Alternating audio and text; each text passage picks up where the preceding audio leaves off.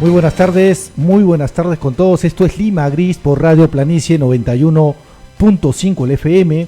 Estamos viernes 11 de julio, a pocos días de dos hechos importantes: la inauguración de la Feria Internacional del Libro de Lima y, por supuesto, 28 de julio, ¿no? Donde estamos de fiestas patrias.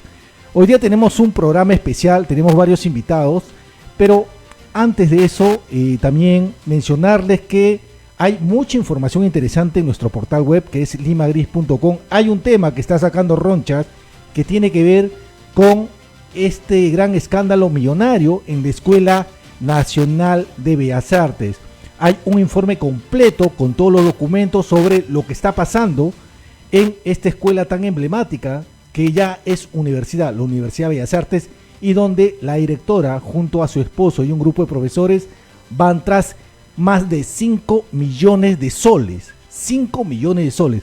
Esto pues lo hemos desarrollado el día de ayer y ya está teniendo repercusiones tanto en el Ministerio de Educación como en el propio Congreso de la República. Ya hablaremos ya de ese tema en su momento, pero anunciarlo con lo que vamos a empezar primero. Como bien mencioné hace unos minutos, hoy es un programa especial porque tenemos varios invitados.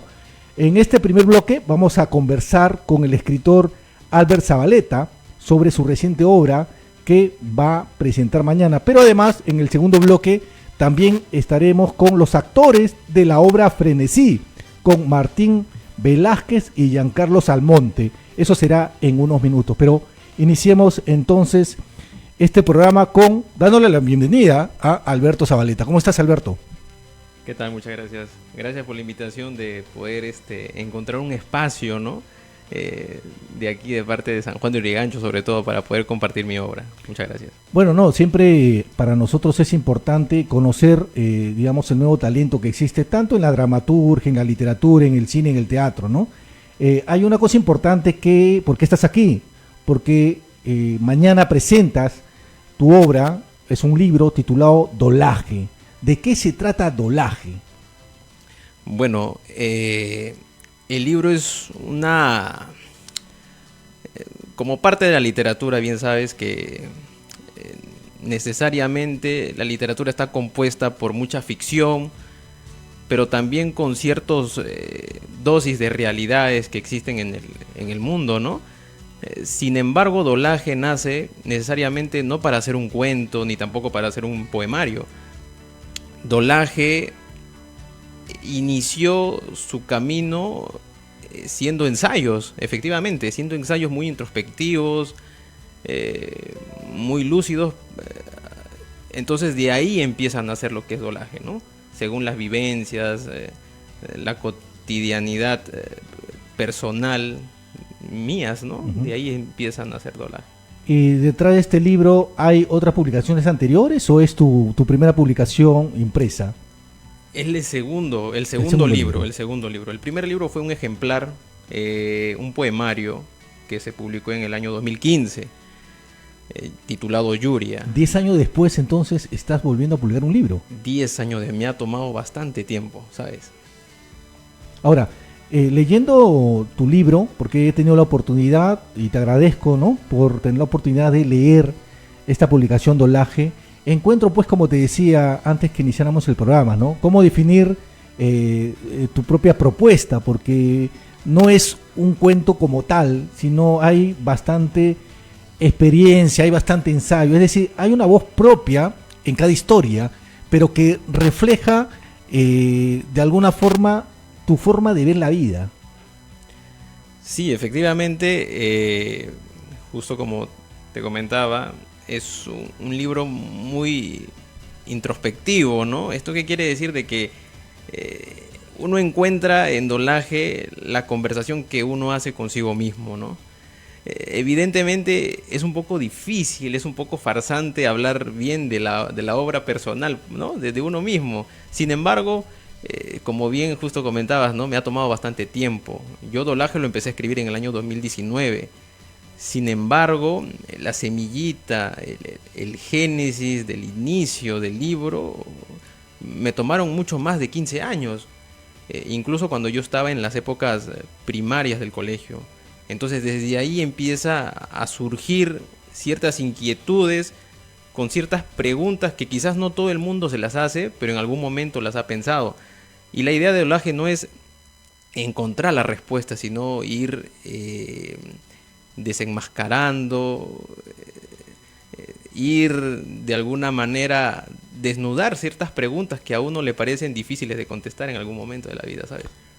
Mencionaste hace un momento que es un poco complicado hablar de uno mismo, de su obra, ¿no? Pero, aunque no creas, en estos tiempos muchos jóvenes escritores, como se dice comúnmente, se revientan cohetes, se hacen propaganda, ¿no? La selfie, que la foto para el Facebook, y de alguna forma también la Feria Internacional del Libro de Lima sirve como ese escenario, esa vitrina para mostrarse, ¿no? Sobre todo para los jóvenes que comienzan a publicar libros. Por supuesto. Yo creo que justamente de una manera un poco humorística podría decir que el acto diplomático es esencial para la vida de uno mismo, ¿no? Porque evidentemente cuando hablamos de la persona, pues evidentemente cuando hacemos un análisis profundo de lo que significa, de lo que contrae, pues persona deriva de máscaras.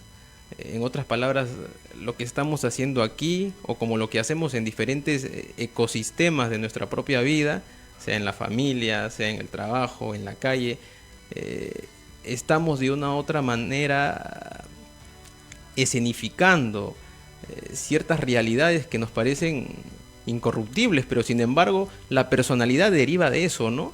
Así que el acto democrático, digo, diplomático, es esencial, ¿no? Venderse uno mismo es necesario y fundamental para poder al menos sobrevivir en este ecosistema que lo llamamos realidad y vida. Claro, aparte, digamos, tú también lo que buscas es, después de producir tu obra, venderla, ¿no? Que exista un público con el interés para conocer y comprarla, porque, claro, uno a veces se pone a pensar, bueno, ¿cuántos son los escritores que viven de sus libros? Muchas veces hace esa pregunta, ¿no? Son contados con la mano, ¿no? Los afortunados como Bryce Echenique o el reciente fallecido Mario Vargas Llosa han tenido, digamos, eso de vivir a sus anchas, ¿no? De su obra, pero es así. Pero en un país como el Perú, que muchas veces hace la gran propaganda, donde el Perú es su cultura, Machu Picchu y otras cosas, vemos pues que por un lado también el Estado no promueve este tipo de cosas. Por un lado el Estado descuida, ¿no? No solamente nuestro patrimonio, como el escándalo del caso de las líneas Nazca, como el escándalo de Machu Picchu. Actualmente, los que están al tanto un poco de lo que sucede en Cusco, hay un escándalo con el tema de las entradas, e incluso ya la han puesto en una lista negra. Entonces, uno se pregunta, ¿no? Está bien, ya, soy un joven, quiero producir mi obra, quiero que mi obra llegue al público, pero falta la más presencia, creo yo, del Estado o del propio Ministerio de Cultura. ¿Tú qué piensas? Yo considero, evidentemente, que el rubro de la literatura es uno de los rubros económicos más difíciles de poder escalar económicamente hablando, ¿no? Es uno de los nichos, hablándolo de una forma de mercado, ¿no? Uno de los nichos de mercado más difíciles, evidentemente porque tú lo acabas de comentar, ¿no? Que la literatura no es prioridad en el país, y eso es evidente. Porque, hablando como un ciudadano de pie, pues efectivamente el peruano tiene otras prioridades. El peruano tiene una prioridad de traer sustento económico a su casa, claro. Está más preocupado por el tema de salud. Uh-huh.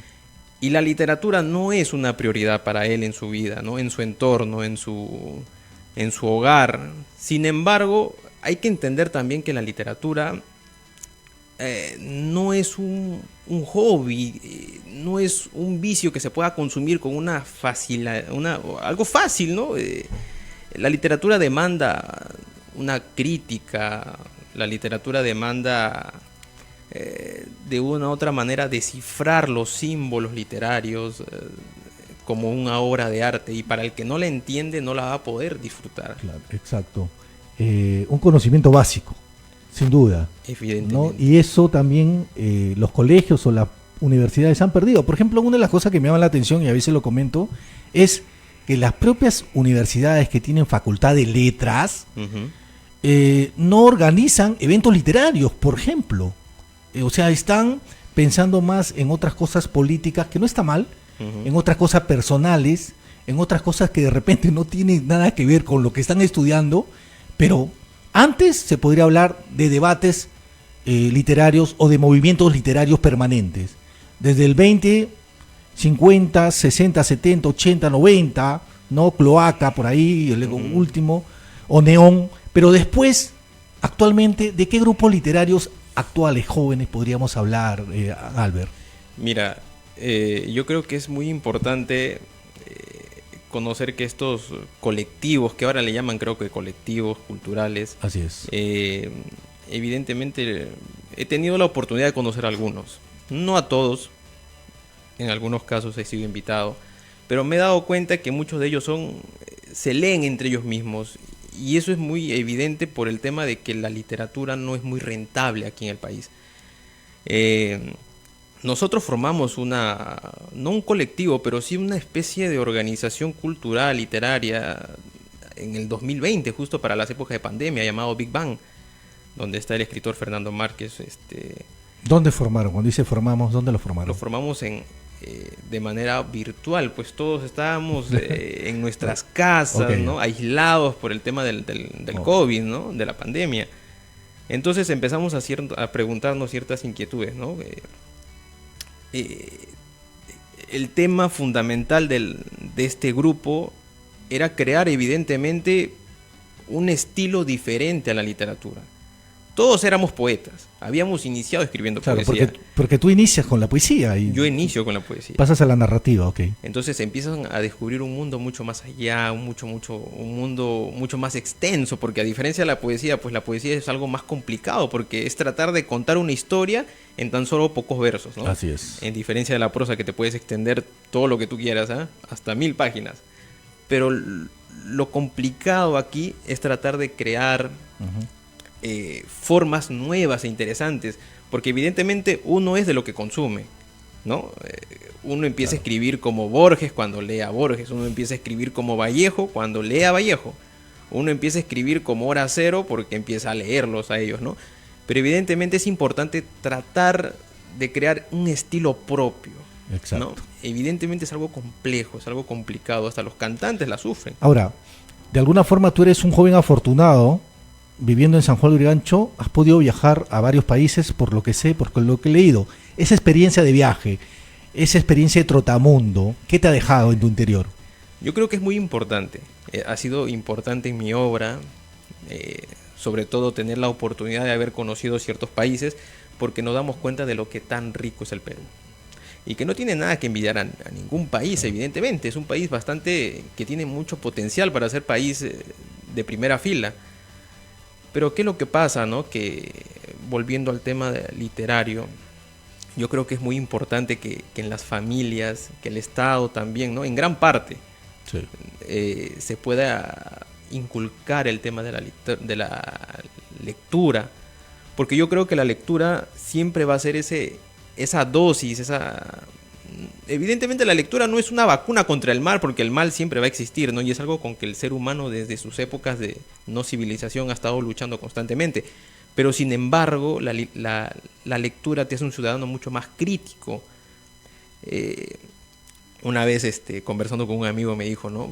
Pero hombre, grandes lectores han sido desastrosos para el tema de la humanidad. Claro. Pero como repito y sostengo que la lectura no es un antídoto ni una vacuna contra el mal, pero sin embargo nos da la posibilidad de autocriticarnos constantemente. Sartre, sin embargo, cuando rechazó el premio Nobel, también ha sostenido que nosotros, incluso de ser militantes en un partido político, hay que estar constantemente criticándolo, aún estar dentro de él. Entonces, eso es lo más interesante, es algo que sobre todo el ser humano le es imposible. Somos animales políticos, pues, ¿no? Por excelencia. Eso no se puede negar. Otra cosa, te has acercado a la poesía, ahora estás en la narrativa, pero ¿cuáles son tus escritores a los que regresas, ¿no? En poesía, por ejemplo, y luego en narrativa o en las novelas, ¿no? Bueno, en el tema de la poesía yo consumí mucho a Jaime Sabines en primera instancia, cuando empecé al mundo de la poesía.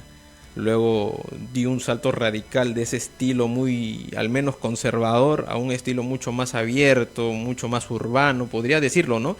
De lo que podría ser Onetti, podría ser Benedetti. escritores argentinos que de una u otra manera tienen ese estilo propio, ¿no? Entre Uruguay y Argentina, pues tienen una cierta convivencia muy amigable, ¿no?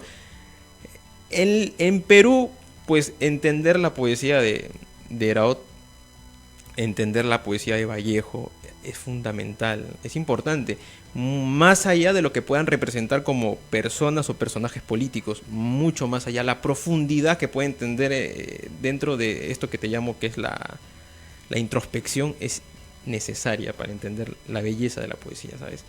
Ahora, si me hablas de temas de cuentos, pues el primero está Ribeiro como patrimonio. Julio Ramón, sin duda. Julio Ramón Ribeiro. Hay un cuento muy bueno que siempre lo recuerdo, que es La Insignia. Exacto. ¿No? Muy buen cuento, la verdad. Es interesante, ¿no? Pero ahora sabemos que mañana se presenta tu libro, y háblame, ¿dónde va a ser la hora, detalles de esta presentación, por favor?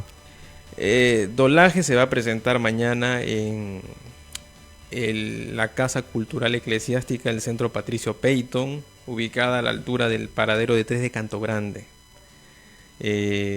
Las puertas son abiertas para todo público que al menos desee empaparse un poco más de la literatura introspectoria. Va a ser a las 4 de la tarde. Bueno, hasta donde tengo entendido, el rango es hasta las 7:30 de la noche, porque antes de la presentación del libro van a haber ciertos números culturales, literarios, que se van a presentar. Entonces va a ser como una especie de... Hay un programa, digamos. Hay un programa, un cronograma. Perfecto. Y cerramos con broche de oro con el tema de Dolaje. Perfecto. Bueno, Albert, finalmente recomienda al público principalmente un libro y una película, porque sé que también eres un hombre aficionado a la cinematografía. Bueno, esa es una pregunta bastante difícil de responder, porque evidentemente existen gustos, sabores que uno puede disfrutar.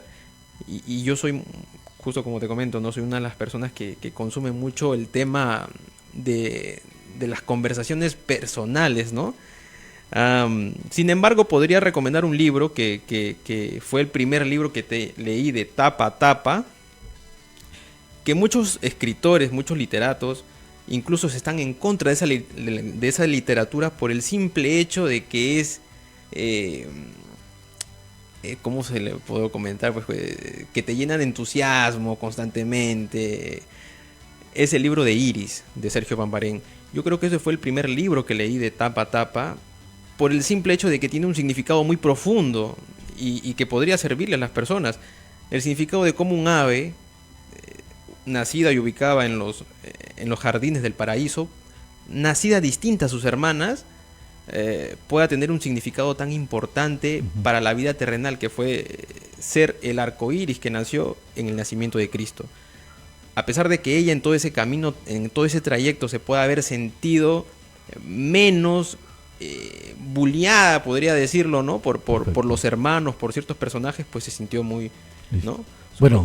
Bueno, Albert, entonces mañana tenemos la presentación, como bien mencionas, a las 4 de la tarde. Ya imagino que tendrás todo preparado, pero ¿alguna página de Facebook, algo para que la gente te siga y conozca más de tu obra?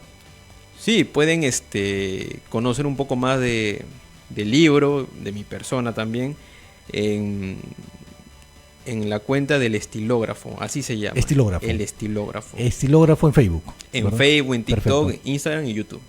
Perfecto. Bueno, estuvimos con Albert Zabaleta y vamos a una pausa y regresamos con nuestros amigos actores de la obra Frenesí que nos están visitando aquí en la cabina de Radio Planicie. Ya regresamos.